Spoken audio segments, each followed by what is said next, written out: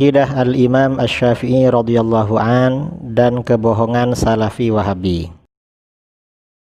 Al-Imam Asy-Syafi'i radhiyallahu an menganjurkan membaca Al-Quran di kuburan. Dalam kitab Riyadhus Shalihin karangan Al-Imam An-Nawawi halaman 341 ada babud du'a lil mayyiti ba'da dafnih wal qu'udi 'inda qabrihi sa'atan lid-du'a lahu wal istighfari wal qira'ah. Anjuran mendoakan mayit setelah dimakamkan dan duduk di samping kuburannya selama sebentar untuk mendoakannya, memintakan ampunan dan membaca Al-Quran. Kata beliau di bagian bawah, qala Asy-Syafi'i rahimahullah, Imam Asy-Syafi'i rahimahullah berkata, wa yustahabbu ayyuqra'a 'indahu syai'un minal Qur'an wa in khatamul Qur'ana kullahu kana hasanan. Disunnahkan membaca sebagian dari Al-Quran di samping kuburan. Apabila mereka menghatamkan Al-Quran semuanya maka menjadi baik. Ini berbeda dengan pandangan Salafi Wahabi yang mengatakan baca Al-Quran di kuburan tidak baik. Al-Imam Asy-Syafi'i radhiyallahu an melafalkan niat dalam sholat.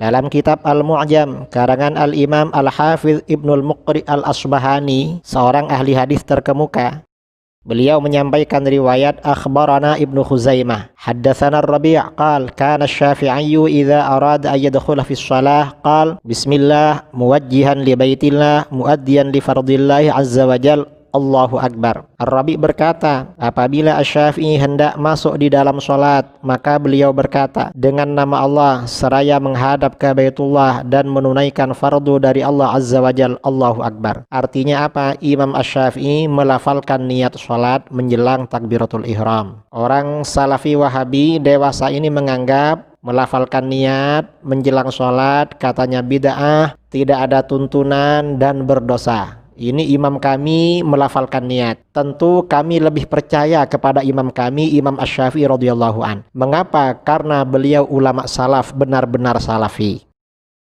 Imam Asy-Syafi'i radhiyallahu an membolehkan berdoa dengan susunan sendiri di dalam sholat maupun di luar sholat. Dalam kitab Adabus Syafi'i wa Manaqibuh karangan Imam Ibnu Abi Hatim Ar-Razi diriwayatkan bahwa Al-Imam Asy-Syafi'i radhiyallahu an membolehkan dan menganjurkan berdoa dalam sholat dengan doa yang tidak terdapat dalam Al-Quran dan Sunnah. Sementara Salafi Wahabi melarang, membid'ahkan, menyesatkan, mengharamkan berdoa yang tidak ada di dalam Al-Quran dan Sunnah, apalagi di dalam sholat. Jelas kami lebih memilih mengikuti imam kami, Imam Asy-Syafi'i, karena beliau benar-benar salafi. Skandal akidah palsu Al-Imam Asy-Syafi'i radhiyallahu an. Ada banyak cara orang-orang Salafi Wahabi menyebarkan akidahnya. Antara lain menyebarkan akidah mereka dengan mengatasnamakan para ulama terkemuka. Tidak terkecuali akidah yang mengatasnamakan Al-Imam Asy-Syafi'i radhiyallahu an. Akidah yang mengatasnamakan Imam Syafi'i tersebut telah disebarluaskan oleh Salafi Wahabi dan pendahulu-pendahulu mereka seperti Ibnu Taimiyah, Ibnul Qayyim dan lain-lain. Disinilah letak kecurangan Salafi Wahabi dan pendahulu-pendahulu mereka. Di satu sisi, Salafi Wahabi sangat ketat menyeleksi hadis atau riwayat yang bertolak belakang dengan ajaran mereka dan tidak jarang mendhaifkan riwayat-riwayat yang sahih. Akan tetapi di sisi lain, mereka menerima dan menyebarkan riwayat-riwayat palsu ketika isinya, substansinya sejalan dan mendukung akidah mereka Salafi Wahabi.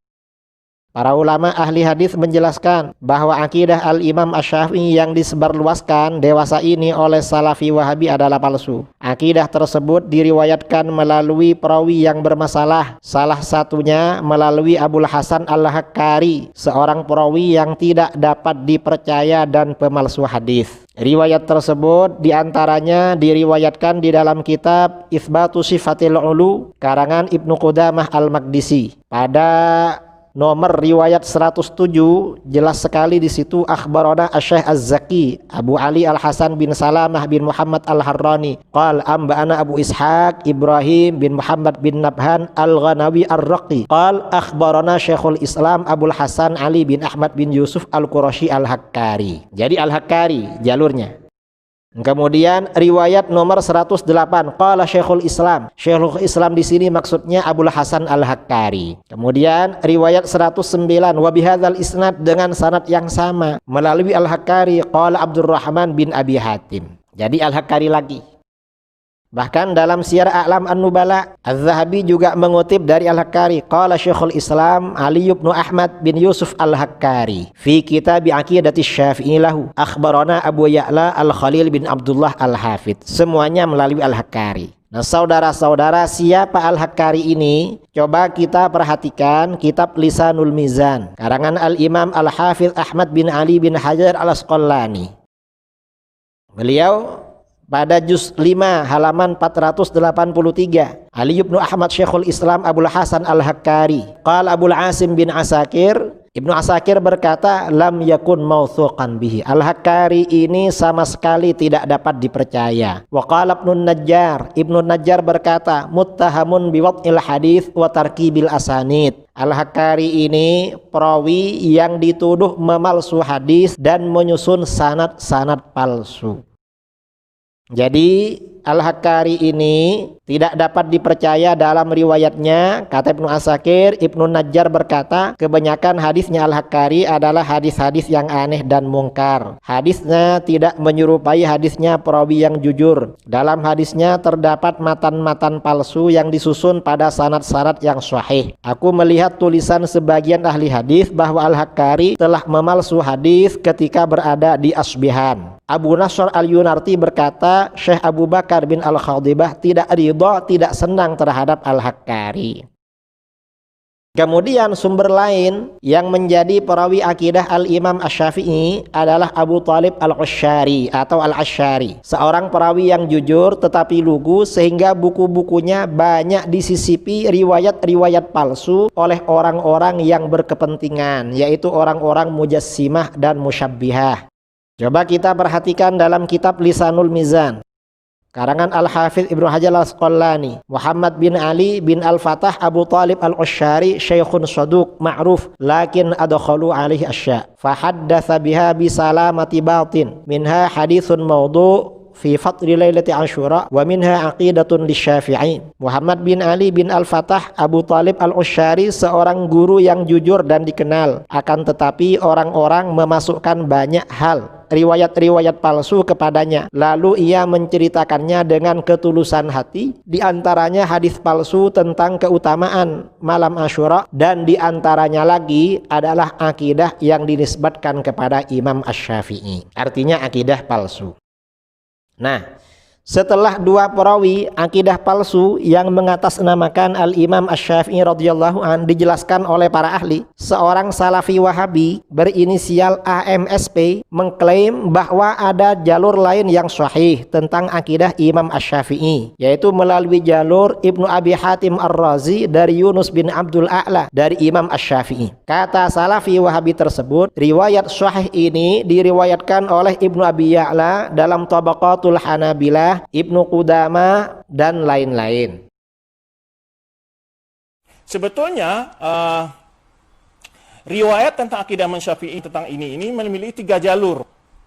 Satu riwayat yang disebut Abul Hasan Al-Hakkari, kemudian riwayat Abu Talib Al-Ash'ari, kemudian riwayat Ibnu Abi Hatim.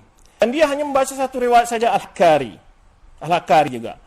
Padahal di sana ada riwayat Abu Talib Al-Ash'ari dan juga punya catatan isnadnya, tetapi yang paling sahih itu adalah riwayat Ibnu Abi Hatim, ya. Ibnu Hatim itu paling sahih riwayatnya. Risalah ini pertama diriwayatkan oleh Ibnu Abi Hatim dari Yunus bin Abdul A'la. Ya. Qala, nah ini, sami'tu Syafi'i yaqul, lillahi asma' sifat, Allah punya nama dan sifat. Kemudian isnad berikutnya. Kemudian lanjutan dari risalah itu. Jadi ini isnadu alin wasahihun kasyamsi. Isnadnya ini adalah sangat tinggi, itu sangat tinggi maksudnya bahwa isnad itu sangat alid, hanya jarak di Ibnu Abi Hatim dengan Imam Syafi'i, muridnya Imam Syafi'i yaitu Yunus bin Abdul A'la, ya, yaitu Yunus bin Abdul A'la. Kemudian juga risalah ini terdapat dalam suatu kumpulan yang masyhur, mustafidah, yang sangat sudah masyhur di kalangan Imam Syafi'i. Dan sudah dinukil oleh para ulama. Ini membuktikan bahwa risalah ini memang dari Imam Syafi'i dan dinukil oleh banyak ulama.